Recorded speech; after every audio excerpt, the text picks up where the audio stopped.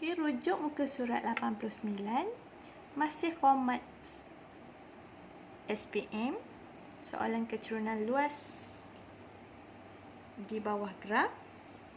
Okey, jadi graf kita kali ini ialah graf jarak masa. Yang sebelum ni nombor 1 ialah graf laju masa.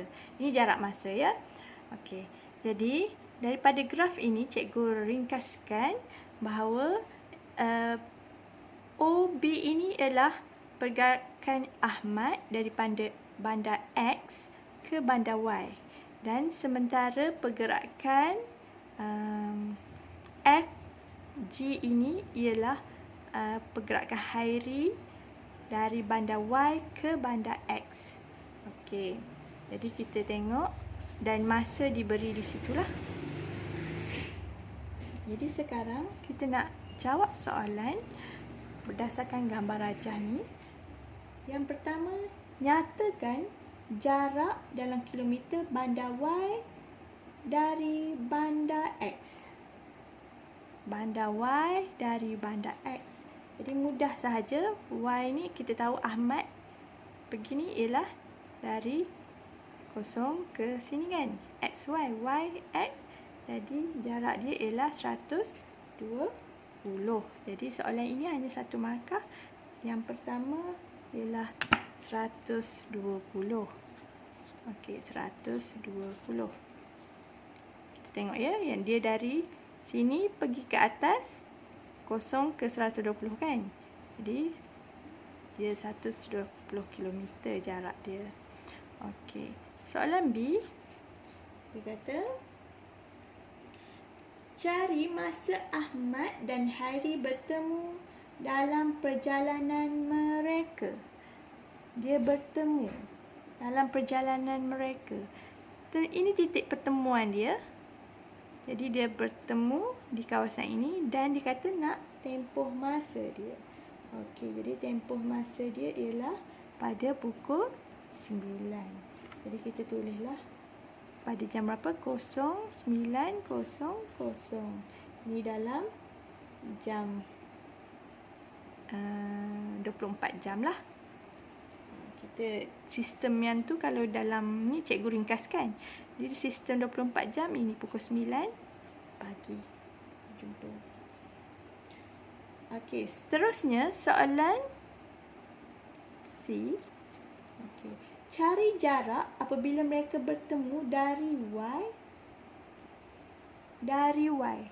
Dari sini dia bertemu. Okey, jangan tengok dari bawah, dari atas. Jadi ini. Jadi kita tengok berapa? 120 tolak 72.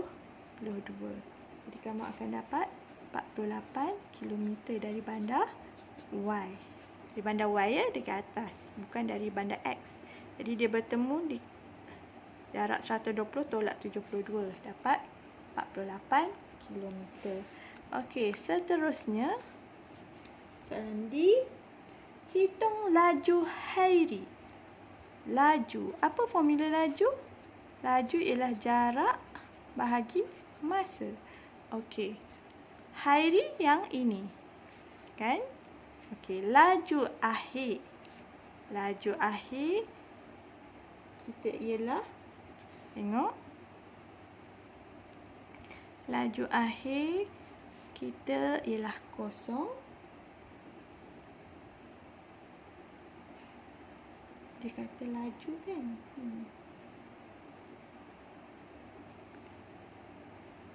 Hitung laju Hairi. Jadi kosong. Laju ialah jarak kita. Jarak kita ialah 120. Masa kita ialah dari pukul 8 hingga 10 ni 2 jam setengah. 2.5 lah. Okey, jadi kamu pun tekan kalkulator. Kamu dapat pergerakan dia ialah 40 km per jam kuasa 2. Jadi ini ialah dia punya laju, bukan kuasa 2. 1. Okey, jadi cikgu ulang. Laju ialah jarak bahagi masa.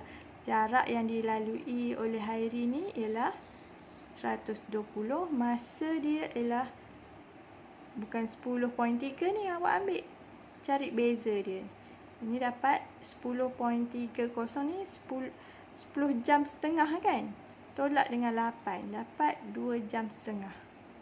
Ini dalam jam ya. Okey. Jadi 120 bahagi 2.5 awak dapat jawapan. Itulah untuk soalan 2. Jadi di sini dapatlah jelas kita lihat pada soalan ni. Soalan jarak masa lebih mudah berbanding daripada soalan laju masa. Jadi kamu kena memahami graf yang kamu